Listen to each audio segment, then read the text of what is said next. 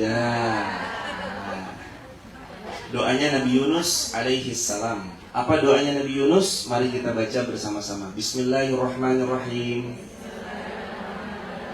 La ilaha illa anta subhanaka inni kuntu minadh zalimin. La ilaha illa anta subhanaka inni kuntu minadh zalimin. Dihafal 1, 2, 3.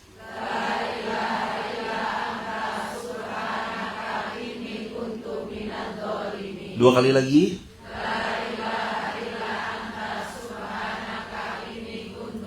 Terakhir hadirin.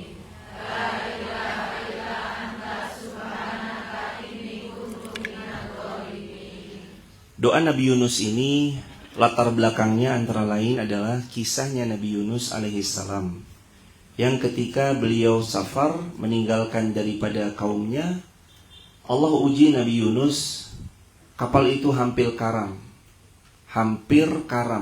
Ketika kapal hampir tenggelam, diundilah dengan undian. Harus ada 3 orang yang dilempar ke laut. Dan salah satu dari 3 orang itu adalah Nabi Yunus alaihissalam. Maka Yunus pun dilempar ke tengah lautan.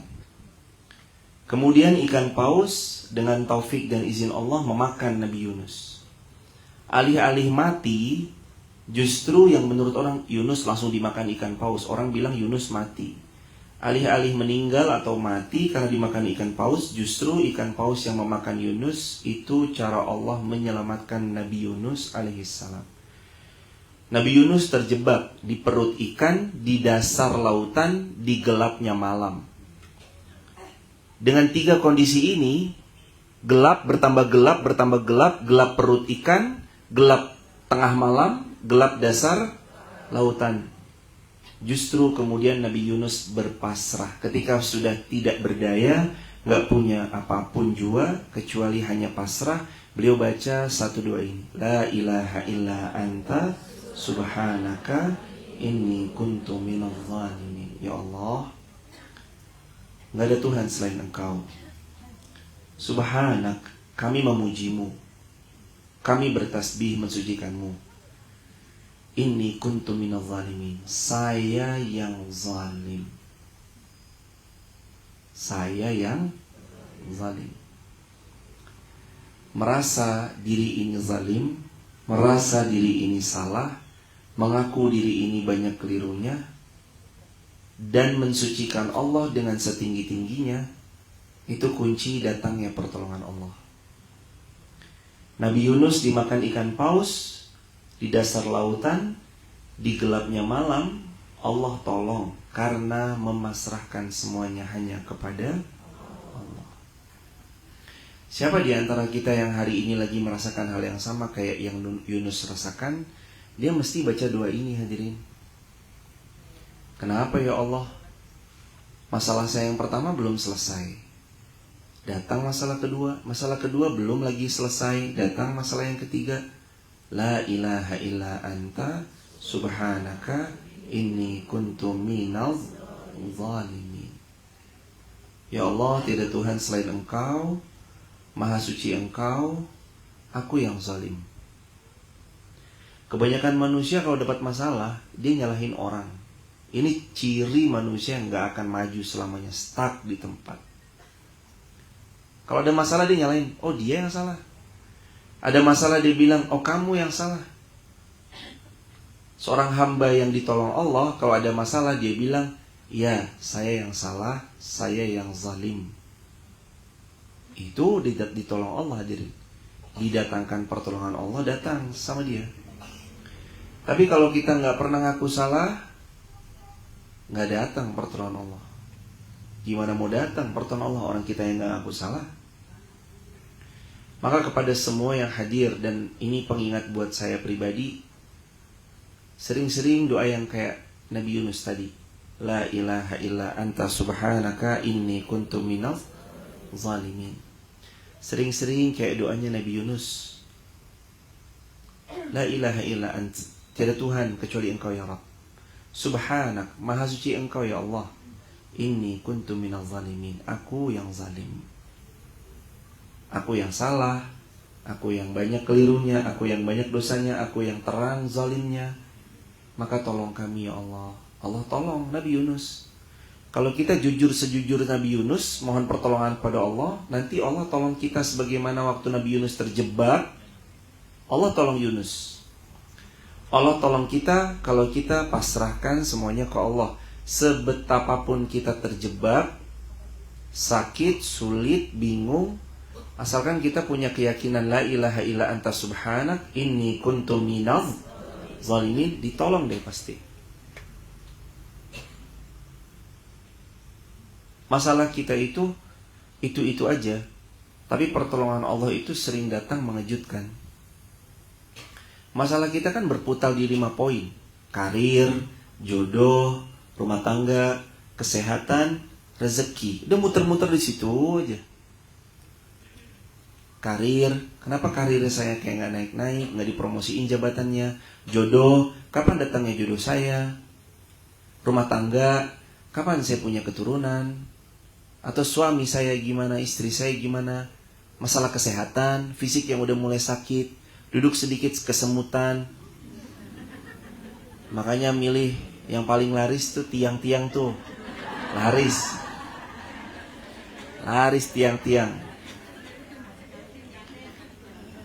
Itu kan penanda. Kita masalahnya tuh seputaran itu, berkutat di situ-situ aja. Tapi kita mau ditolong Allah. Pertolongan Allah datang kalau kita berserah la ilaha illa anta subhanak inni kuntu minal zalimin. Maaf mas, mesesnya kencang banget. Itunya diturunin, yang ini gainnya dinaikin coba. Itu turunin, gainnya dinaikin. Subhanallah, subhanallah, subhanallah. Biar nggak ngeses gitu. Terus turunin lagi. Gainnya naikin, itu turunin. Subhanallah, subhanallah. Lagi turunin. Gainnya naikin, turunin. Subhanallah, subhanallah, subhanallah, subhanallah. 24. Doa agar menjadi keluarga penyejuk hati. Al-Furqan ayat 74. Nih, kemarin kan sering nanya, Ustaz ada gak sih doanya? Saya mau suami saya tuh apapun yang beliau lakukan, mata ini sejuk bila memandang. Saya mau anak-anak saya apapun yang dia kerjakan, mata ini sejuk memandang. Saya mau pasangan saya, istri saya, dan semuanya tuh sejuk memandang. Sejuk memandang tuh karena emang gak neko-neko gitu. Lempeng, lurus, gak neko-neko, enak dipandang. Suami memandangi istrinya, istri memandangi suaminya, orang tua memandangi anaknya, enak, gak neko-neko, lempeng aja. Ternyata Allah sudah beritahu pada kita, Furqan ayat 74.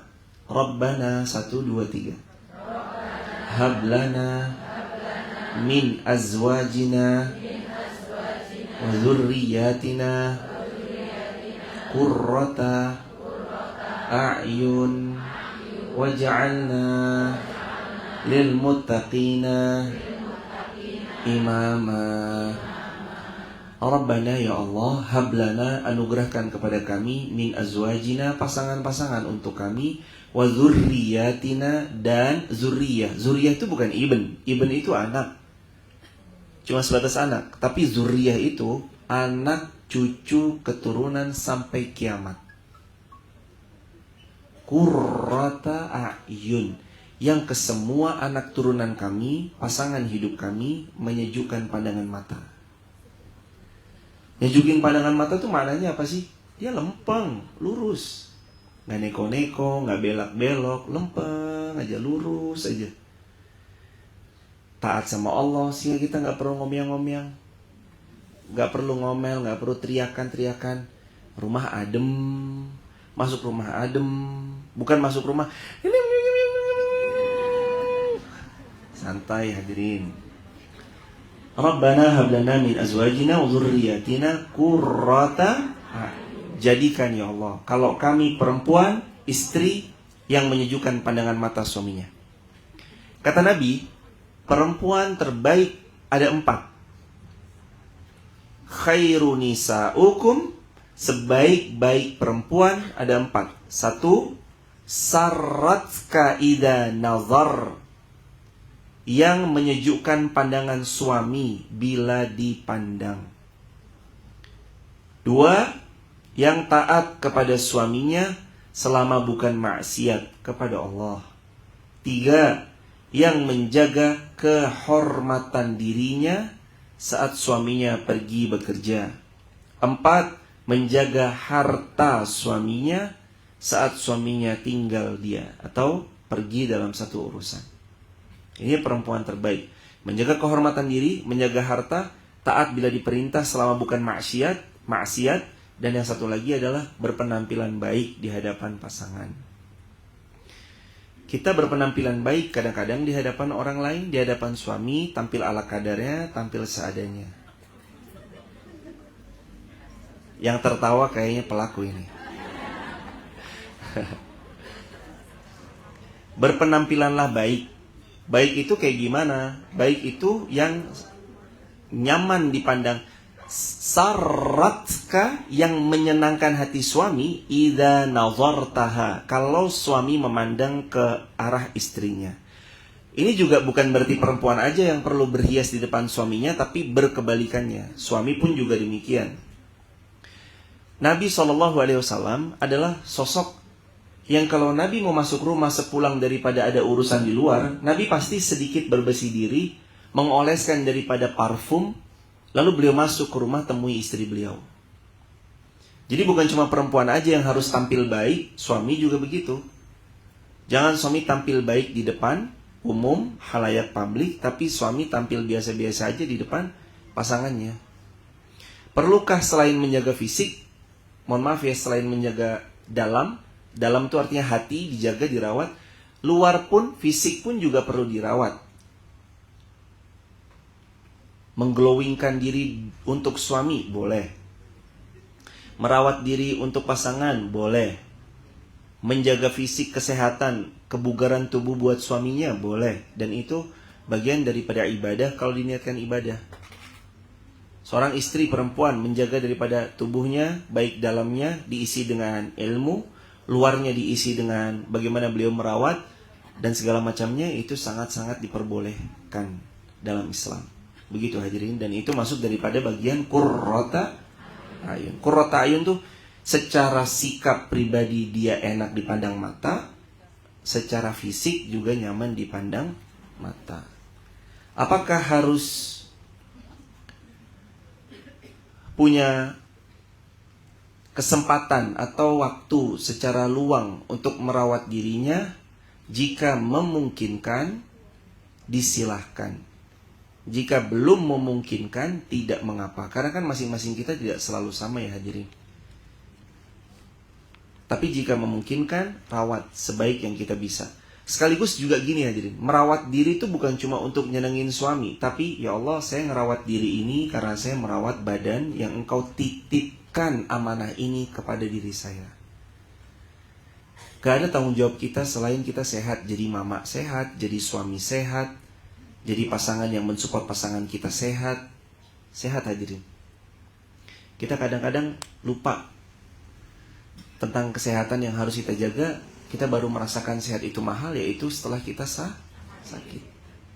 Cari harta, cari duit, mengorbankan kesehatan. Begitu sehat, ternyata sekali berobat habis, barulah tahu mahalnya kesehatan. Maka jangan korbankan mati-matian, jaga kesehatan. Fisik dijaga. Waktunya capek ya istirahat.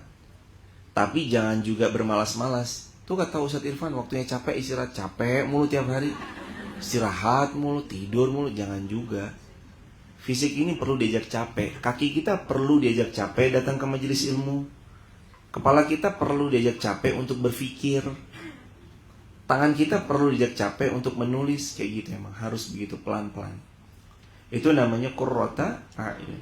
Nah, poin kedua, waja'alna lil muttaqina imama, jadikan kami pemimpin untuk orang bertakwa. Maksudnya adalah masing-masing kita itu pemimpin. Kata Nabi, kullukum ra'in wa kullukum mas'ulun an ra'iyatih.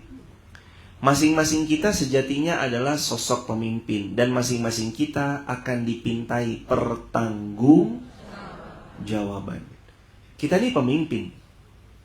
Mau nggak mau, pemimpin tuh mesti dipintai pertanggungjawaban. Perempuan mimpin di mana ya Ustadz? Perempuan memimpin di rumahnya, kepada anaknya, kepada keluarganya. Laki-laki, kalau ibarat sekolah ada kepala sekolah, ibu wakil kepala sekolah, bapak kepala sekolahnya.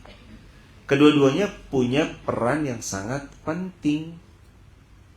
Ayah doang juga nggak bisa, ibu doang juga, ya sekali lagi bukan gimana-gimana, tapi maksudnya kalau memang ada idealnya berdua bekerja sama silahkan. Tapi kadang-kadang waktu, ada yang pulang duluan, ada yang meninggal duluan suami kita, ada yang istrinya meninggal duluan. Allah yang paling tahu yang terbaik. Tapi kita punya peran bertanggung jawab sama anak-anak kita. Cari pendidikan terbaik, berikan makanan halal yang baik, yang thayyib. Makanan halal tuh ngefek hadirin. Anak kita kalau mohon maaf sering dikasih makanan-makanan yang syubhat itu remang-remang, apalagi haram, itu berefek pasti ke tubuh mereka, ke sikap mereka, ke akhlak mereka, ke kebiasaan mereka, ngefek nanti. Pastikan yang terhidang di meja makan adalah makanan yang halal. Lagi thayyib itu artinya berkualitas. Terhidang deh, nggak apa-apa tahu tempe tapi halal, tahu tempe oncom tapi halal, lele sambal terasi tapi halal. Yang halal itu menenangkan. Kata Nabi SAW, innal khaira, kalau baik, tuma'ninah, pasti tenangin. Wa inna syarr, tapi kalau buruk, ribah, pasti menggelisahkan. Nggak enak, gelisah gitu. Jadi kejar yang baik-baik, kejar yang halal. Wa ja'alna lil muttaqina imama, jadikan kami ini imam. Selain daripada di rumah tangga kami masing-masing, jadikan kami ini pemimpin orang bertakwa. Berarti circle-nya circle takwa, bestinya besti takwa. Cari teman yang ngingetin untuk takwa. Cari teman yang ngingetin untuk dekat sama Allah. Teman yang mau hura-hura, hip-hip, seneng-seneng, tawa-tawa, ngambur-ngamburin uang, itu banyak. Tapi teman yang mau diajak ngaji berbilang jari. Yuk ngaji yuk. Halah, kayak wong tua wae ngaji. Padahal yang datang di sini muda-muda semua. Umur 17 tahun semua di depan sana. Cari teman, sahabat yang mau diajak ngaji bareng. Dan ngajinya kita bukan setahun 2 tahun hadirin. Nggak berubah apa-apa. Saya selalu menyampaikan, ngaji sehari 2 hari ya merubah, tapi nggak akan signifikan merubah sesuatu.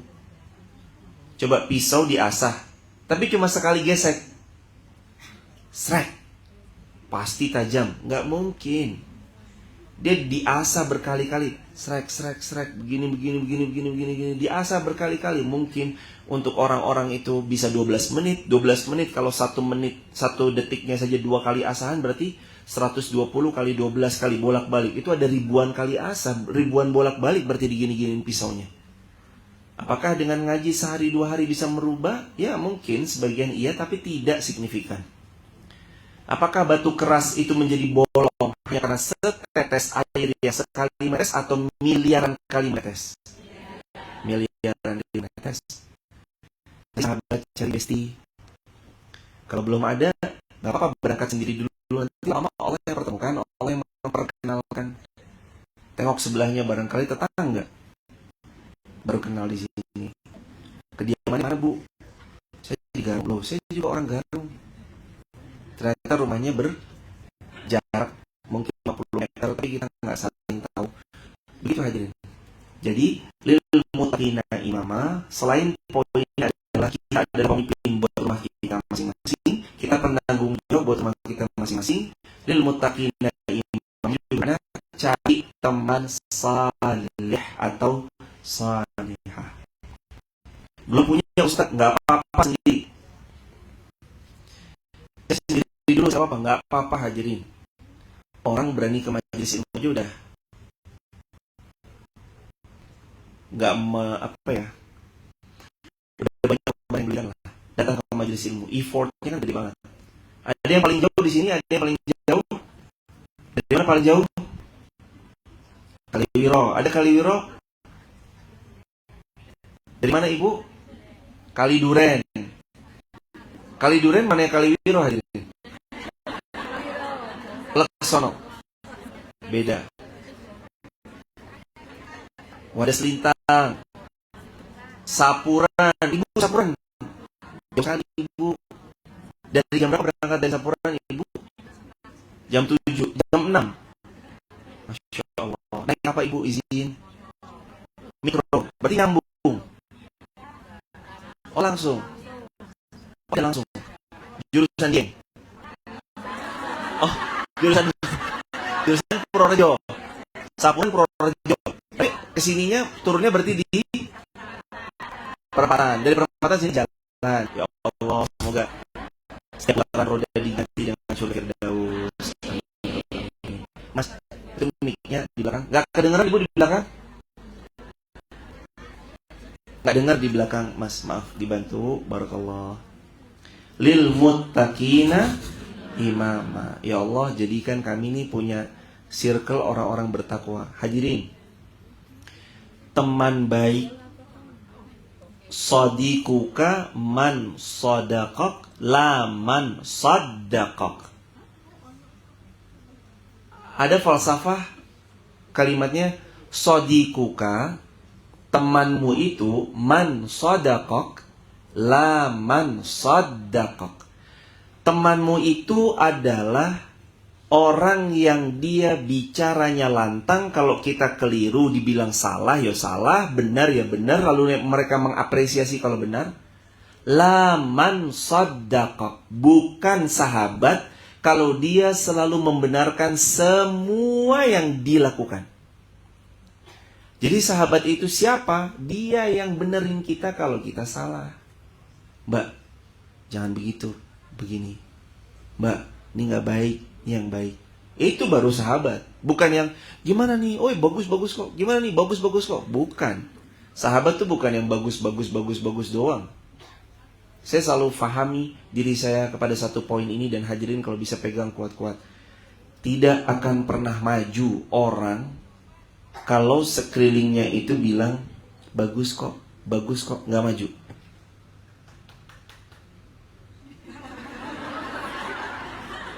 Dikeplokin kayak burung merpati hadirin. Jadi kita ini mesti ya hadirin ya, namanya adalah karirnya orang di kalau situ aja pasti kelilingnya nih. Dia bilang bagus-bagus kok. Mbak gimana desainnya? Bagus-bagus kok. Gak maju ntar. Gimana ini? Bagus-bagus kok. Bagus-bagus. Kalau terus-terusan dibagus-bagusin, orang tuh gak maju. Cenderungnya orang tuh malah ya udah bagus. Tapi kalau ini salah di sini, kayaknya perlu diperbaikan sebelah sini. Ini kurangnya di sebelah sini, kayaknya ini perlu diperbagus deh. Ini bagaimana kalau seperti ini? Kalau satu nih kurang, kayaknya harus 3 deh. Kalau 3 bagaimana? Nanti kayaknya harus butuh ini deh, butuh ini deh, butuh ini. Orang kalau terus begitu, maju dia. Tapi kalau circle bilang bagus-bagus kok, bagus-bagus kok, bagus-bagus kok, biasa aja ntar. Gimana fotonya, hasil fotonya? Karena nggak enak, terus bilangnya bagus-bagus kok. Padahal fotonya jelek. Videomu tuh lo jelek sekali.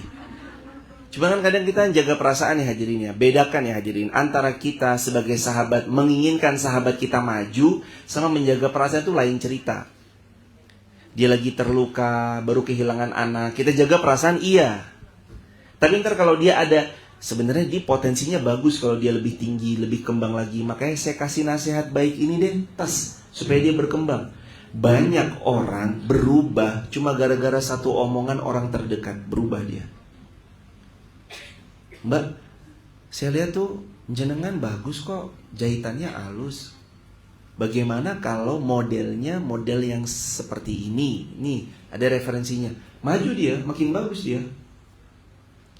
Kita perlu teman yang kayak gitu. Waj'alna lil muttaqina imama. Ya Allah, jadikan circle saya tuh imam. Imam tuh artinya apa? pemimpin terdepan. Circle ini harus jadi pemimpin terdepan. Dan saya nggak mau. Saya nggak mau kalau kajian-kajian Elena, tuan-puan semua jadi orang yang paling belakang. Jangan. Saya menginginkan setelah pertolongan Allah, semua yang hadir di kajian Elena jadi terdepan di bidangnya masing-masing. Nanti hadirin punya apalah, punya kedai mie ongklok, kalau bisa jadi kedai yang terdepan. Punya warung pecel lele yang terdepan. Punya jualan gudeg, warung gudegnya yang terdepan. Menggono yang terdepan. Jualan somainya yang terdepan. Bidang apapun, kalau bisa imamah, jadi yang terdepan, jadi yang terbaik. Jualan gado-gado jadi yang terbaik, jualan ketoprak, pokoknya apapun hadirin. Sekarang bidangnya lagi apa, mainkan sosial media itu gak apa-apa. Hadirin jual apa sekarang, mainin sosial media, sekarang zamannya. Nih 1, 2, 3, 4, 5. Ini berapa ini? 7 di tengah situ, 8. Waduh. Zamannya hadirin. Ustadz, saya tuh jualan makanan, posting di WhatsApp, kok saya dibilang pamer makanan, suka nge-share foto-foto makanan tapi nggak tahu dikasih, nggak tahu bagi-bagi. Hadirin, punya dagangan posting, punya barang upload. Ini zaman sosial media. Hadirin jualan siomay, mainkan di TikTok. Jualan apa, mainkan di TikTok. Gak apa-apa. Hari ini tuh memang zamannya. Dan yang masih nyinyir, wah foto-foto makanan terus. Dan namanya juga jualan, maklumilah. Kalau nanti statusnya adalah barang perkakas, jualannya berarti perkakas. Statusnya baju-baju, gamis-gamis, kemeja-kemeja, berarti jualannya meja. Nggak apa-apa. Zaman ini kan udah zaman sosial media. Disampaikan begitu hadirin. Wa ja'alna lil muttaqina imama. Jadi imam di bidang apa aja, yuk bareng-bareng jadi imam yang di bidang kita masing-masing. Lanjut. Bab 25 halaman 26. Rabbi habli min ladunka Zurriyatan Tayyibatan Innaka Sami'ud du'a. Ya Allah, anugerahkan kepadaku dari sisimu keturunan yang baik, sesungguhnya engkau maha mendengar doa. Jadi ada doa di Al-Quran surah Ali Imran ayat 38 selain doa Rabbi habli minas solihin. Ada doa selain Rabbi habli minas solihin. Doanya apa? Rabbi habli min ladunka zurriyatan tayyibah. Ya Allah, minta keturunan yang baik. Ini baterai habis kayak. Ya Allah, minta keturunan yang baik. Ya Allah, minta pasangan yang baik. Keturunan yang baik itu saya ada cerita. Jamaah kalau pernah dengar anggap.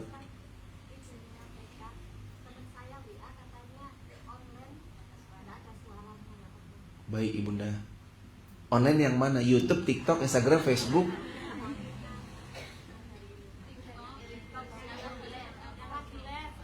Lagi live? Semua live ini 6 namanya. Yang mana? Oh iya. Aduh, sampai mana tadi saya lupa kan? Kisah. Gini hadirin. Jadi waktu itu ada seorang nanya sama Syekh begini. Syekh, kapan saya mesti ngajarin anak keturunan saya? Umur 7 tahun kah? Kata Syekhnya, udah terlambat. Ya udah kalau gitu 4 tahun ya Syekh. 4 tahun juga terlambat. Oh, berarti saya mulai ngajarin anak-anak saya waktu dia lahir. Sudah terlambat juga. Oh kalau gitu berarti sejak dalam kandungan Syekh. Sejak dalam kandungan pun sudah terlambat. Kaget dia. Loh, berarti kapan saya akan memulai mendidik anak-anak saya?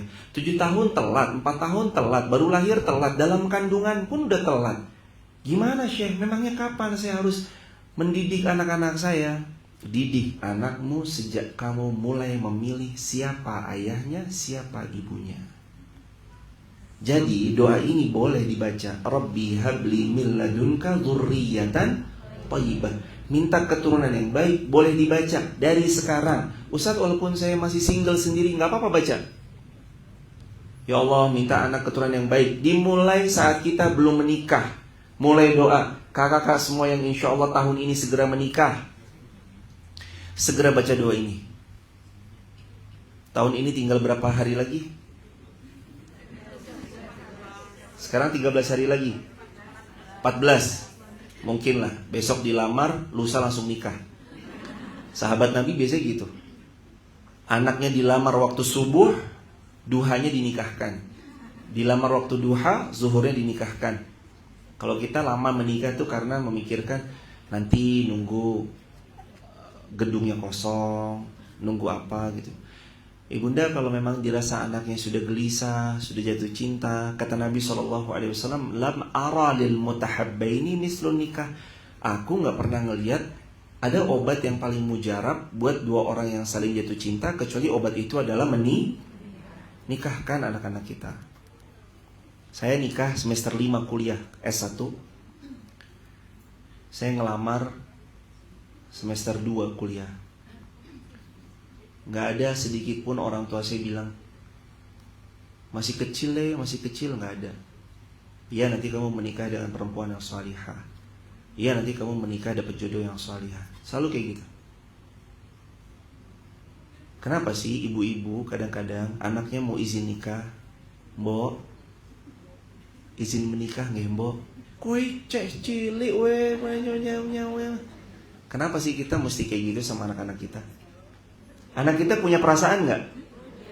Kita punya perasaan nggak? Hargai perasaannya anak-anak kita. Anak-anak kita punya cinta. Selain cintanya untuk kita ibunya, cintanya mereka juga nanti untuk pasangan mereka. Biarkan mereka dengan cinta mereka, tapi dikawal supaya halal. Mama tuh gak pernah ngelarang kamu jatuh cinta ya Dok. Mama cuma mau ikatannya harus halal. Jangan tiba-tiba kamu dibawa ke sana, dibawa ke sini. Jangan. Mama gak mau kayak gitu. Mama mau kamu boleh dibawa, siapapun boleh gonceng kamu, asalkan siapapun itu adalah suamimu. Orang itu boleh gonceng kamu setelah nanti jadi suami. Kalau belum jangan ya Dok. Hargai perasaan anak-anak kita. Kalau mereka minta izin untuk menikah, izinkan. Hadiahkan ridho buat dia. Ustaz, tapi saya tuh gak senang sama calonnya. Duh, si Panjul ini merah, rambutnya biru, sini hijau, sini kuning. Saya tuh gak cocok gitu. Hadirin, hadiahkan ridho aja buat anak kita. Kita boleh ngomong, Mama gak cocok sama laki-laki ini Dok. Atau Nang, Mama kurang cocok sama perempuan yang ini. Sampaikan aja, utarakan. Lalu izinkan mereka berpikir. Tapi kalau mereka tetap ngeyel, gak lama. Bagiku dia yang begitu sempurna Mama. Ya udah ya, Mama udah sampaikan. Mama gak cocok. Tapi kalau emang maunya dia, Mama bagi ridho Mama buat kamu. Semoga kamu bahagia. Tas. Gituin aja. Nanti kalau ternyata bener brekele, ya udah. Nah, gak apa-apa. Mama, Papa tempat jadi, Mama dan Papa tetap menjadi tempat kamu pulang. Kalau kamu pun dilepeh sama suamimu, dimentahkan sama suamimu, Mama, Papa tempat kamu pulang. Udah gak apa-apa. Tapi maafin ya Mama. Nanti dia bilang gitu deh. Maafin ya Mama, aku gak dengar dulu kata-kata Mama. Walaupun dalam hati, syukurin. Tapi kita dalam respon di luar ya tetap, makanya Tondo, Manuto, Mama tuh pasti milihkan yang terbaik itu. Kadang-kadang hadirin, anak kita tuh perlu ngerasain kejedut dulu biar dia tahu kejedut itu sakit. Yang penting kadang-kadang kita kasih ridhonya lah. Bismillah, Mama ridho. Kalau memang itu pilihan kamu, silahkan bertanggung jawab dengan pilihanmu sendiri. Mama meridhoi. Semoga Allah beri yang terbaik. Tas. Karena mau gimana pun hadirin ya, yang menjalani nanti rumah tangga anak kita, betul? Biarin mereka bahagia sama hidupnya. Kita ngarahin harus. Ustadz, saya sebagai orang tua mau menantu yang salih supaya cucu saya salih-salihah. Ngarahin aja. Iya mama arahin, iya mama bersamain, mama bimbing dengan doa, mama apa, mama bantuin. Tapi nanti di tengah jalan ternyata dia terjadi sesuatu yang tidak diinginkan dan kita sudah ngebaca itu dari awal, ya sudah, ya kan? Mama dulu pernah bilang dok, tapi nggak apa-apa, qadarullah. Ya sudah, yuk, semoga nanti diganti pasangan yang kedua, pasangan yang lebih baik. Gitu aja hadirin. Tuan puan sekalian, kembali lagi. Jadi kita sejak kapan harus mendidik anak kita? Sejak memilih siapa calon ibunya, siapa calon ayahnya. Ada mbak-mbak di sini yang belum menikah? Yang belum nikah ada? Banyak atau sedikit? Coba mbak-mbak yang belum nikah tengok kanan kirinya. Barangkali itu calon mertuanya.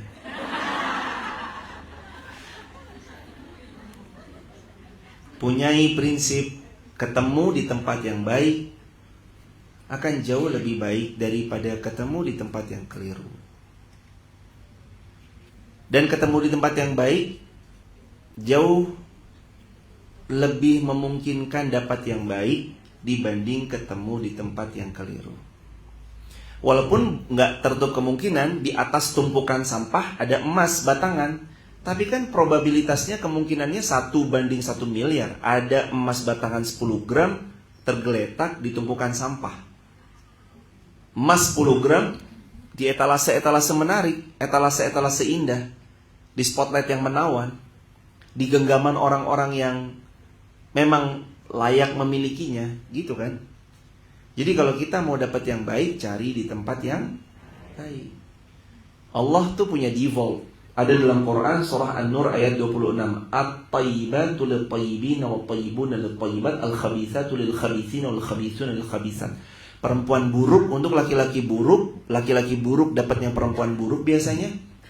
Dan perempuan baik biasanya dapat laki-laki baik. Laki-laki baik biasanya dapat perempuan yang baik. Hanya pengecualian istrinya Nabi Nuh tidak istrinya Nabi Nuh masuk neraka, istrinya Fir'aun masuk surga. Itu pengecualian.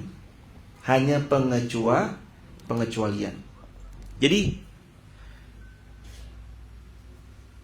istri mah tergantung gimana suaminya, Ustaz. Pernah dengar kayak gitu?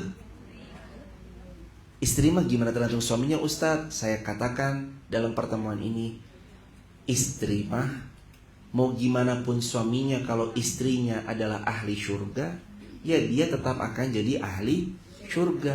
Nggak tergantung gimana suaminya. Buktinya mana? Buktinya istrinya Fir'aun masuk surga, istrinya Nabi Nuh masuk neraka. Kurang apa? Kalau kita, suami saya pejabat Ustadz, istrinya Nabi Nuh namanya bunuh. Itu bunuh. Suami saya mah Nabi, suami saya mah Rasul. Bayangin hadirin. Tapi endingnya celaka, gak mau taat. Istrinya Fir'aun masuk surga. Jadi bukan istri mah gimana suaminya, bukan. Istri mah ya istri, kita mah kita. Siapapun gak bisa hadirin untuk mewarnai kita kalau kita punya pondasi yang kuat. Mau suami kita begajulan kayak apa, kalau kitanya spek wanita-wanita surga, bidadari-bidadari surga, bidadari-bidadari surga. Mau suami kita sesalih apapun, kalau kitanya memang error, ya begitu-begitu aja. Makanya bukan istri mah tergantung gimana suami, bukan. Istri ya istri, prinsip dia. Dia akan menemui Tuhannya sendirian, dia berhadapan dengan Allah sendirian, dan dia dipintai pertanggungjawaban sendirian. Jadi berhenti. Saya emang gimana tergantung gimana suami? Enggak, kita ya kita. Gitu hadirin. Barakallahu fiik. Next, lanjut. Halaman ke 27, 26. Doa memohon kebaikan dan perbaikan dalam keturunan. Yuk, minta diperbagus keturunan, bukan secara fisik semata, tapi juga secara akhlak yang mulia. Rabbi habli min ladunka dzurriyyatan thayyibatan innaka sami'ud du'a wa aslih li fi dzurriyyati. Doanya sama, cuman ada tambahan. Ini Al-Ahqaf, Allah berfirman, wa aslih li fi dzurriyyati. Ya Allah, aslih li, perbaikilah fi dzurriyyati, anak keturunan saya. Minta diperbaiki keturunan. Yang doain kita besok kalau kita mati, salah satunya anak. Kata Nabi, ada 3 yang nanti jadi jariyah setelah kita nggak ada. Yang pertama sedekah jariyah, yang kedua ilmu yang di-share. Makanya jemaah tadi yang video-video kalau bisa di-share, share, itu jadi jariyah yang terus walaupun kita mati tetap ngalir. Yang ketiga, waladun salih yad'ulah, anak salih yang Nah, sekarang pertanyaannya, Ustaz, mohon maaf kalau ada orang yang menikah belum punya anak, lalu beliau wafat. Siapa yang doain beliau kalau beliau nggak ada anak? 5. Anak yang dimaksud yang pertama anak kandung. Anak yang kedua anak angkat. Anak yang ketiga anak tiri. Anak yang keempat anak murid-murid santri-santri atau anak yatim yang dia biayai. Lalu mendoakan. Anak yang kelima anaknya orang lain tanpa pernah mengenal kita, lalu dia mendoakan kita, doanya sampai kepada kita. Saya tidak pernah bertemu dengan Mbah Dahlan, Mbah Yai Haji Hashim Asy'ari misalkan, lalu saya mendoakan Mbah Yai Haji Ahmad Dahlan, Mbah Hashim. Kira-kira doanya sampai nggak? Sampai. Walaupun kami tidak berjumpa, kami juga bukan keturunan beliau, tapi kami mendoakan beliau, maka doanya sampai. Kita orang lain mendoakan beliau sampai. Doakan. Yang kelima tadi apa? Anak kandung, anak angkat, anak tiri,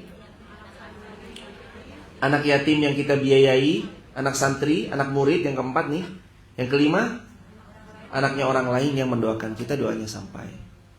Jadi kakak, mbak, ibu yang udah menikah lama sekali, belum Allah karunia putra, terbuka kesempatan kita untuk punya anak-anak yang mendoakan kita. Anak yatim, bersamai anak yatim, kita bisa punya biaya yang biayai beliau, biayai.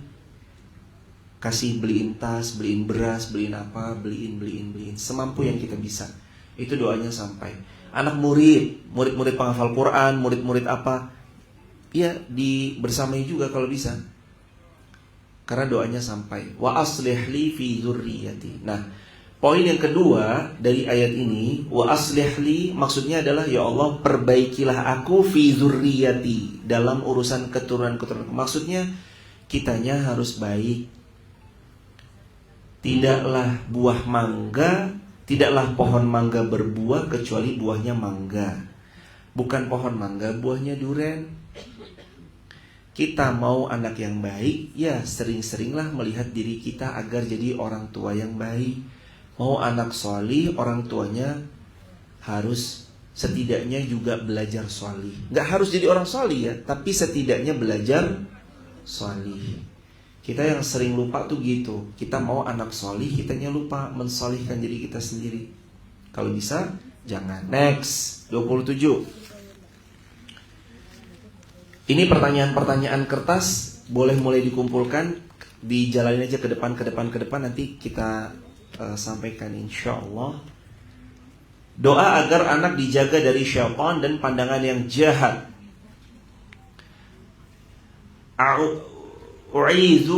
U'izukuma 1, 2, 3. Bikalimatillah tammah min kulli syaitanin wa hammatin wa min kulli ainin lammatin. Aku lindungi kalian dengan kalimat-kalimat Allah yang maha sempurna dari syaitan-syaitan dan hewan-hewan yang berbahaya, dari setiap pandangan-pandangan yang jahatnya luar biasa. Jadi a'udzu bikalimatillahi tammah min kulli syaitanin wa hammah wa min kulli ainin lammah. Doa ini adalah doa agar kita dijaga dari syaitan, dari pandangan-pandangan jahat. Ada penyakit namanya penyakit ain. Kata Nabi, wal ainu haqq, penyakit ain itu benar. Penyakit ain itu apa? Penyakit yang kayak tiba-tiba kita tuh nggak kenapa-kenapa, tahu-tahu sakit. Biasanya datang lewat mana? Lewat pandangan mata jahat yang hasud, nggak suka, yang dengki. Makanya Nabi itu pernah bilang, hadirin, tolong kalian itu jaga kesuksesan rencana kalian bil kitman, kata Nabi. Dengan caranya sembunyiin rencana-rencana sukses kalian. Fa inna likulli ni'matin, karena pada setiap nikmat yang didapat, mahsud, ada mata-mata hasud yang berusaha dengki atas nikmat itu supaya nikmatnya pindah ke dia. Makanya Nabi bilang benar. Kalau kita punya sesuatu, ini rencana-rencana hebat, saran saya hadirin, kalau kita punya satu rencana hebat, tunda dulu untuk cerita-cerita sampai tiba-tiba tahu-tahu buka. Nah, kata Nabi, tolong kesuksesan mimpimu, cita-citamu, hajat-hajatmu bil kitman, dengan sembunyiin itu. Fa inna likulli ni'matin mahsud.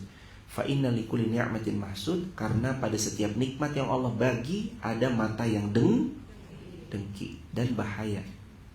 Dia kalau udah dengki, hasad, hatinya hasad, itu bisa buat yang aneh-aneh dia. Dijegal, dijatuhkan, diporak-porandakan, macam-macam. Kalau orang udah hasad tuh ngeri, hadirin. Dan kalau mereka nggak tahu, mereka nggak bisa ngerusak apapun. Kalau mereka tahu, mereka bisa ngerusak. Ada permen, satu dibungkus rapat, satu dibiarkan permen itu dibuka. Kira-kira mana yang bisa dirusak? Yang terbungkus rapat atau yang dibuka? Yang dibuka ini bisa dirusak. Tapi kalau tertutup rapat, nggak bisa dirusak. Maka latihlah kadang-kadang belajarlah kita melatih punya private life. Tidak semua harus diumbar, tidak semua harus diceritakan. Kadang-kadang harus disisakan ruang private. Mbak-mbak yang mau nikah, udah kasih kabarnya nanti aja. Nih undangan, datang, gitu aja. Jangan masih, aku mau nikah ya guys, tahun berapa? 2027. Wow, masih lama. 2 tahun lagi 2025. Tapi udah gembar-gembornya dari sekarang. Udah, keep silent, tiba-tiba nih. Silent, tiba-tiba nih. Jangan lupa datang. Silent, tiba-tiba nih, datang ya.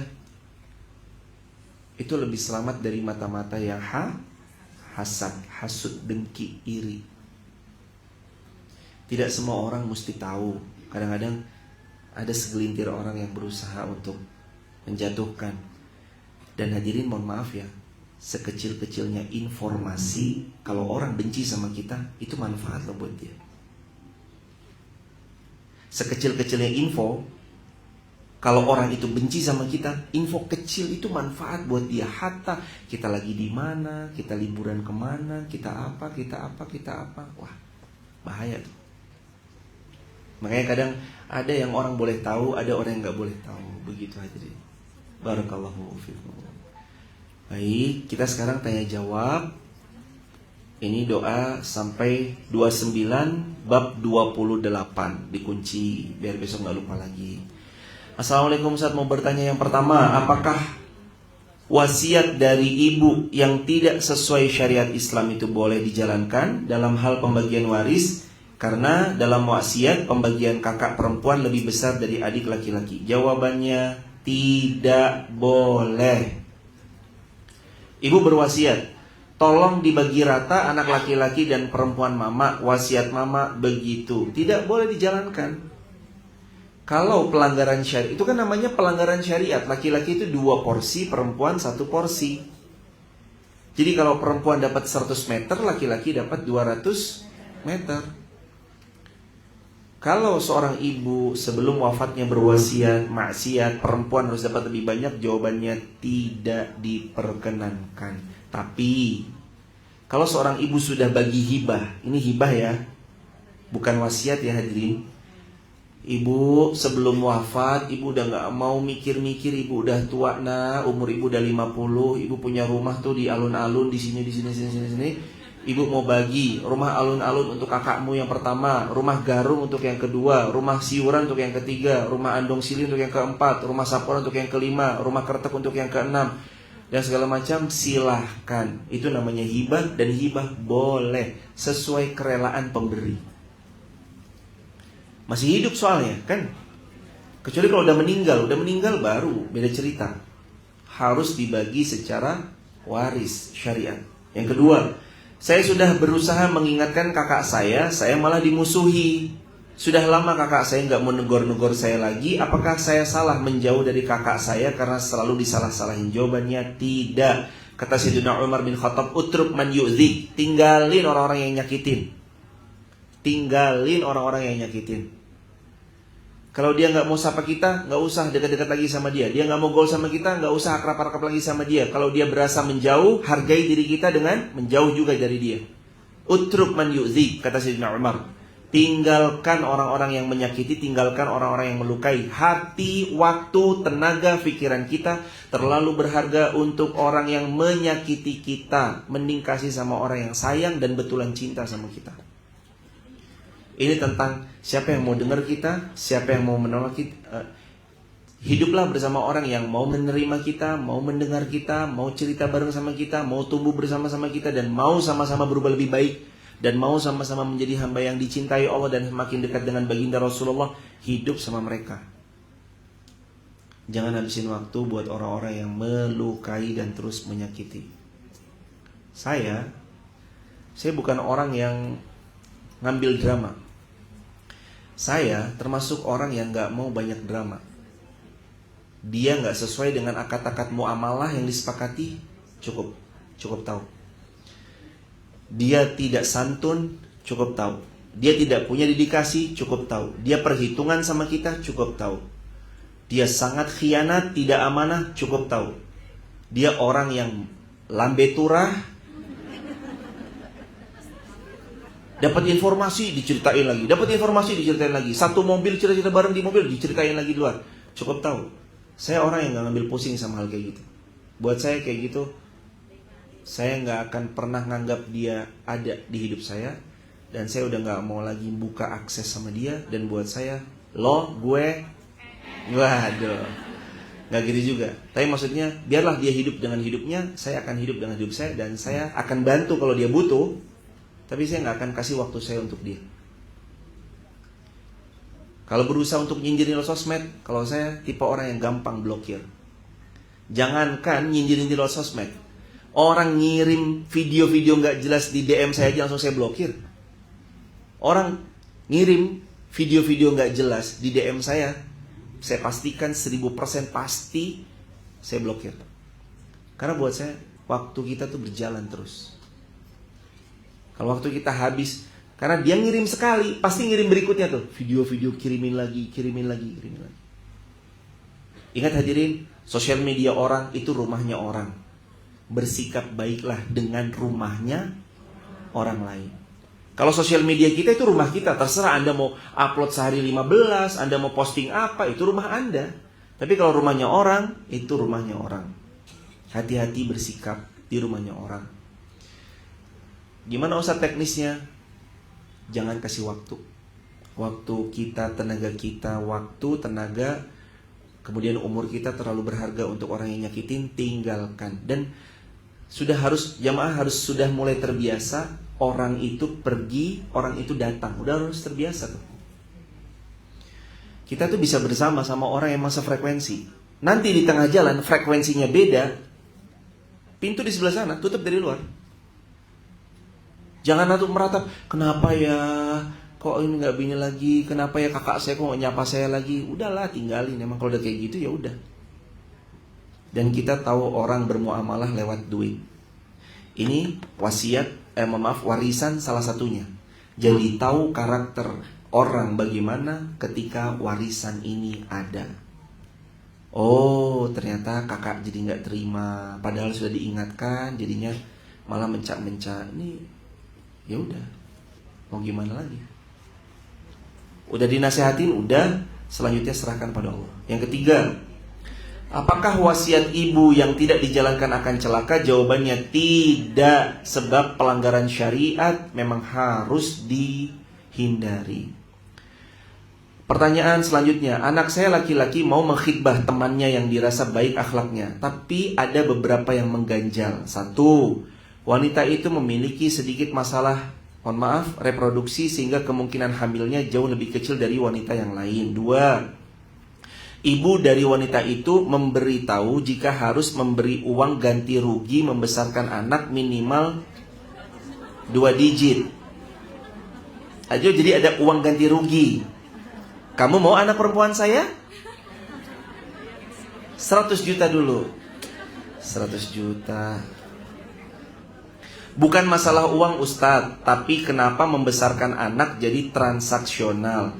Saya khawatir dengan didikan anak tersebut, jika ibunya seperti itu akan berdampak pada pengasuhan cucu saya. Bagaimana pendapat Ustadz? Yang pertama, ibu, seperti di awal statement saya tidak berubah. Sebagai orang tua, kasih rambu-rambu, kasih guidance. Nah, kekhawatiran mama tidak pernah menyalahkan cintamu pada wanita itu. Mama mengapresiasi asalkan cinta itu diletakkan pada tempat yang halal, menikah. Kalau sebelum ini perasaan ketertarikan itu wajar, selama tidak ada pelanggaran syariat, nggak bersentuhan segala macam. Mama kasih guidance ya nak, poin pertama ini, poin kedua ini, poin ketiga itu. Tapi mama akan support apapun yang kamu pilih, dan mama hadiahi ridho mama kepada anakku sayang. Itu aja. Mohon maaf ibu, ridho itu mahal. Kenapa ibu harus menunda ridho sama anak? Ridhoilah mereka dengan jalan pilihan mereka sendiri. Meskipun kadang nanti kita tahu, anakku beli ngepol, kok kamu gak nurut toh nak? Tapi ibu kasih tahu ya, ibu udah kasih tahu ya. Nah, kalau kamu pilih begini, kekhawatiran mama itu harus dikasih tahu. Kekhawatiran mama dengan sosok perempuan yang minta ganti rugi, itu sudah pertanda bahwa didikannya didikan transaksional banget. Nanti khawatirnya cucunya mama begini sama istrimu. Mama kembalikan ke kamu, gitu. Biarkan dia berpikir, biarkan dia memilih. Kalau dia sudah, mama tapi harus jabarin resikonya ya, ma atau ibu-ibu, mama harus jabarkan resikonya. Resikonya kalau kamu menikah dengan perempuan ini begini, jabarkan resikonya. Setelah itu biarkan dia memilih. Kalau dia udah pilih, ridhoi. Mama aku udah milih begini, ya. Kalau itu pilihan kamu nak, bener kamu gak nyesal suatu saat nanti. Mama hadiahkan ridho mama buat kamu, semoga kamu berbahagia. Nanti biarkan waktu berjalan. Kalau memang benar ternyata berubah, alhamdulillah. Kalau ternyata sesuai dengan prediksi kita, karena kita kan jam terbangnya lebih banyak kan. Namanya umur 50 tahun kan berarti jam terbang hidup ini udah lebih banyak kan, daripada anak kita yang umurnya 20 tahun kan. Sama saya bilang ke adik-adik saya nih, saya anggap mereka adik-adik saya kan, kelahiran 2000, 2005, 2002. Saya sudah lebih berumur. Umurnya berapa sih Ustadz? Ya begitulah, udah tua aja nih, 60 sekian lah. Saya bilang sama adik-adik saya, Mas, kalau kamu begini, kamu begitu. Kalau kamu konsisten, hadiahnya ini. Kalau kamu disiplin dari sekarang, terus aja mau ada yang nonton, gak ada yang nonton, nanti kamu begini dan begini. Saya kasih tahu doang. Hidup pilihan dia. Tugas kakak ngasih tahu doang. Ibu, Ustadz, saya harus gimana? Ibu yang pertama berdoa kepada Allah, yang kedua kasih tahu. Nah, kalau kamu menikah dengan perempuan ini, secara calon mertuamu transaksional, maka potensi nanti begini. Tapi mama kembalikan ke kamu nak, kamu yang menjalani. Kalau kamu udah pilih sesuatu, mama ridhoi pilihan kamu. Semoga itu hadiah terbaik dari mama buat kamu. Dah, itu aja. Ustaz, tapi saya pengennya nggak sama perempuan itu. Jangan ibu. Yang menjalani dia, biar dia nanti yang terima resikonya, bertanggung jawab atas pilihan-pilihannya. Tapi kan sebagai ibu mau yang terbaik. Iya, kita mau yang terbaik. Tapi apakah memaksakan itu jalan solusi terbaik? Kalau memang iya, silahkan. Tapi jangan salahkan siapapun kecuali diri kita kalau anak kita nanti benci sama kita. Misalkan kita, mama gak mau ya, ini wanita pilihan mama, kamu harus hidup sama wanita pilihan mama. Ternyata begitu dia menikah, ada masalah. Yang disalahin siapa? Itu. Ya udah. Yang penting mama udah kasih tahu, transaksional sekali, materai sekali dan segala macamnya, maka ya udah. Dan ibu-ibu, Ustadz salah nggak sih sebenarnya meminta mahar? Nggak salah sebenarnya. Kitanya aja yang kurang banyak duitnya. Ya Allah, maka ya Allah, kayakan kami semua yang hadir ya Allah, supaya nanti calon mantu minta yang aneh-aneh kami langsung penuhi semuanya ya Allah, supaya kami semua bisa haji furoda tanpa pikir biaya. Amin ya rabbal alamin. Ini POV-nya saya, cuma POV saya tuh kadang ngelihat kayak gini-gini sukanya, ya Allah kita diginin banget ya gitu. Saya pernah kok jamaah, wah lo bener direndahin gitu. Aduh sakit banget ya direndahin ya. Waktu itu saya ngontrak, ada orang nusuk sekali ngomongnya. Karena kami ngontrak, kami gak punya apa-apa. Sampai sekarang sakit banget, sakit benar. Tapi buat saya, ternyata sebelum kita diizinkan punya yusra, kita harus ketemu episode inna ma'al usri yusra. Ternyata kita tuh emang perlu direndahin dulu. Hadirin, kita tuh perlu direndahin dulu. Kita perlu direndahkan terlebih dahulu sebelum nanti kita diizinkan tinggi sama Allah punya kedudukan. Kita tuh perlu dihina-hina dulu sebelum nanti kita dengan pertolongan Allah dimuliakan. Jadi nikmatilah. Hari ini kalau memang seperti ini, dia minta 2 digitnya itu dirasa berat, ya sudah, ibu mundur. Tapi kalau ibu bisa memperjuangkan nih 2 digitnya, ayo bismillah, ya udah maju memperjuangkan. Bismillah. Dulu saya menikah tidak disyaratkan demikian sih hadirin, jadi belum pernah ngerasain yang model begini ya. Tapi seandainya dulu calon mertua saya mensyaratkan, Irfan, nominalnya segini, kalau saya jabanin hadirin. Kalau memang maunya begitu, kalau saya jabanin. Minta berapa? 2 digit. 2 digit tuh 10 juta. Yaudah yuk. Kita akan berikhtiar, bekerja keras, cari uang halal sampai terkumpul lalu kita menikah. Tapi alhamdulillah dulu mertua saya nggak seperti itu. Cuman dulu mertua saya nunda. Saya ngelamar semester 2, ibu nanti ya kalau udah lulus. Wah, alamat ditolak ini. Tapi ternyata semester 5 nelpon lagi. Nah, liburan semester 5 kita menikahkan kamu ya. Akhirnya semester 5 kami menikah. Begitu hadirin. Ala kulli hal, semoga semua dapat menantu yang soleh-soleh. Ini pertanyaan lagi hadirin. Saat sholat kata menyembah Allah, saat sholat kita menyembah Allah, hati dan pikiran kita harus gimana? Kita bayangin tulisan Allah, bayangin ciptaan Allah, atau bagaimana? Kadang-kadang pikiran kita belok-belok saat sholat. Apakah kita seperti apa? Kata Nabi SAW, ihsan. Salatlah kamu sebagaimana kamu melihat Allah. Fa in lam takun tarahu fa innahu yaraka. Tapi kan kita nggak bisa melihat Allah, maka selalulah punya perasaan diawasi oleh Allah. Jadi kita harus gimana? Diawasi oleh Allah. Fa in lam takun tarah, kalau kamu nggak bisa melihat Allah, fa innahu yaraka. Allah mengawasi kamu. Jadi kita harus punya perasaan Allah mengawasi kita, dan seperti itu hadirin. Next. Kalau kita posting barang dagangan, apakah barang dagangan bisa terkena ain? Jawabannya siapapun, barang apapun berpotensi terkena ain.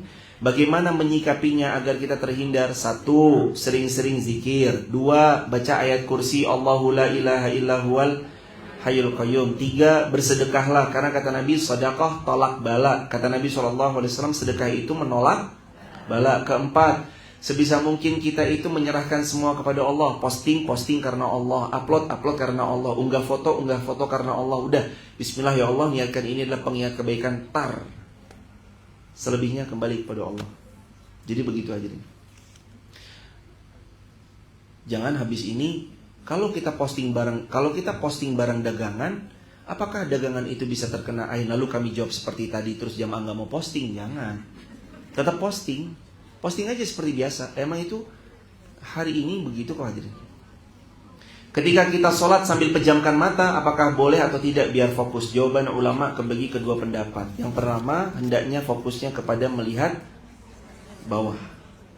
Yang kedua, sebisa mungkin hadirin, matanya tetap melek melihat ke bawah. Yang kedua, pejamkan mata sebaiknya, sebagian para ulama meskipun dia mengatakan diperkenankan, tapi sebaiknya memang dibuka matanya supaya fokus melihat ke depan. Terakhir, berdosakah saya jika ibu saya menginginkan saya bercerai dengan suami saya, tapi saya memilih bertahan dengan suami saya, anak saya, dan ibu saya sampai sekarang masih marah sama saya, dan mendingan kehilangan anak perempuan, yaitu saya maksudnya, daripada melihat saya bersama dengan suami.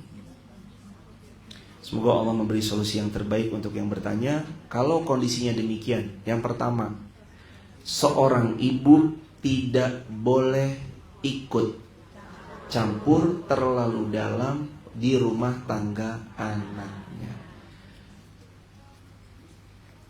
Ibu, ya anak itu anak kita, kita mengandungnya, kita hamil 9 bulan 10 hari untuk melahirkannya. Tapi anak kita tuh berhak bahagia dengan pilihan-pilihannya, yang walaupun kadang pilihannya itu gak sesuai sama pilihan kita. Anak kita itu berhak bahagia dengan pilihan-pilihannya, meskipun kadang pilihan anak kita tuh gak sesuai sama pilihan-pilihan dan selera-selera kita. Jangan sampai seorang ibu bilang, anakku, mama mau kamu cerai sama dia. Kalau tidak, jangan anggap aku mamamu. Jangan. Nak, kamu harus cerai ya sama dia ya. Mama nggak mau lihat suamimu lagi. Kalau kamu milih suamimu berarti kamu tidak memilih mama. Jangan anggap aku adalah mamamu lagi. Jangan kayak gitu. Kenapa sih kita nggak mengizinkan anak kita berbahagia dengan pilihannya? Meskipun kadang pilihannya itu nggak selalu sesuai sama selera kita. Izinkan hadirin. Bismillah nak, apapun yang kamu pilih, mama akan dukung kamu. Tapi Ustadz, suaminya itu melukai saya itu ibu mertuanya dilukai. Ambil jarak, jangan tinggal serumah. Mohon maaf, kadang-kadang kita tidak mendengar apa yang Allah firmankan. Allah firmankan, askinuhunna min haitsu sakantum min wujdikum. Kalau orang sudah berumah tangga, rumahnya biar masing-masing. Jangan campur sama mertua, jangan tinggal sama orang tua. Ibu juga harus ngelepas. Anak jangan, nah pokoknya kamu tinggal sama mama ya. Jangan, lepas. Anak udah menikah, tanggung jawab, biar tanggung jawab masing-masing. Terus saya gimana Ustadz? Apakah saya salah? Tidak salah mempertahankan. Dalam hal ini pilihan yang sulit. Tapi kalau saya dibilang harus bicara, dua-dua ini pilihan yang sulit. Orang tua kita wajib berbakti selamanya. Suami kita adalah surga dan neraka kita setelah menikah. Terus saya harus milih siapa Ustadz? Dalam kondisi ini, kalau memang suami kita tidak ada kesalahan syar'i, suami kita salih, nggak ada selingkuh, nggak ada KDRT, nggak ada lepas tanggung jawab, bersama suami kita surga kita atau neraka kita. Terus orang tua gimana? Tetap dijaga perasaannya, karena sampai kapanpun beliau orang tua kita tetap bakti sama beliau selama-lamanya. Begitu hadirin. Dan seorang ibu mestilah beliau harus, nggak boleh bilang kayak gini, jangan anggap aku mamamu lagi kalau kamu pilih suamimu. Jangan. Seorang ibu sampai kapanpun adalah seorang ibu. Beliau mesti harus tetap beri restunya buat anak-anaknya. Yuk jamaah, restui anak-anak kita, apapun pilihannya. Saya ngerasa 10 tahun lagi dari sekarang anak saya udah gede-gede. Nanti Dinar 10 tahun dari sekarang 19 tahun, 10 tahun dari sekarang Laika 18 tahun, 10 tahun dari sekarang Umar 14 tahun. Karena sekarang umur mereka 9, 8, 5, 4. Dan 19 tahun itu saya sama Umi udah langsung bilang dari sekarang, nanti kita support ya, apapun yang mereka pilih. Tapi kita udah ngasih tahu, nak, Abah Umi begini maunya, Abah Umi begitu maunya, tapi nanti kamu akan memilih jalanmu sendiri. Dan kita akan support. Maka ibunda, yuk saya ngajak diri saya pribadi dan kita semua, Apapun nanti keputusan anak kita, biar mereka berbahagia dengan pilihannya. Siap? Oh, kayaknya berat banget. Berat sekali Ustaz. Ya udahlah, bismillah. Subhanakallahumma bihamdika, asyhadu an la ilaha illa anta, astaghfiruka wa atubu ilaik. Ya Allah, ampuni dosa-dosa kami, maafkan kesalahan kami ya Rabb. Ampuni segala silap salah kami ya Rabb. Berikan kami kebahagiaan yang belum pernah kami punyai. Berikan kami ketenangan yang belum pernah kami miliki. Berikan kepada kami anak menantu yang salih salihah. Berikan kepada kami anak cucu yang salih salihah. Jadikan rumah tangga kami sakinah mawaddah warahmah. Siapapun yang lagi hamil, mudahkan persalinannya. Yang sudah memiliki keturunan, jadikan salih salihah. Berikan kesempatan kami bertobat sebelum wafat ya Allah. Berikan kami kesempatan tobat sebelum wafat ya Allah. Berikan kami kesempatan untuk berbakti pada orang tua dan suami kami. Berbakti kepada orang tua dan anak-anak kami. Jadikan kami orang tua yang teladan untuk anak-anak kami. Ya Allah, berikan kami kesempatan untuk bisa sujud di depan Ka'bah, bisa berwukuf di padang Arafah di tanggal 9 Zulhijjah, menunaikan ibadah haji dan umrah ya Rabb. Rabbana atina fid dunya hasanah wa fil akhirati hasanah wa qina adzabannar. Alhamdulillahirabbil alamin.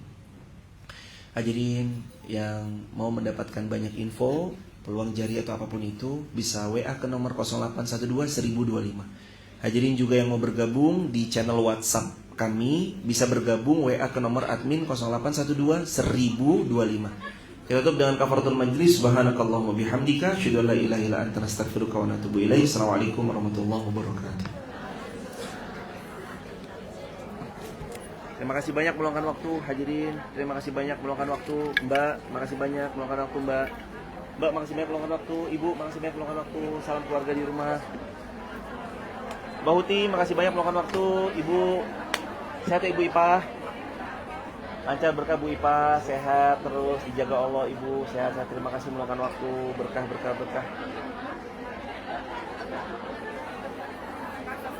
Ayo. Jamaah yang belum punya buku,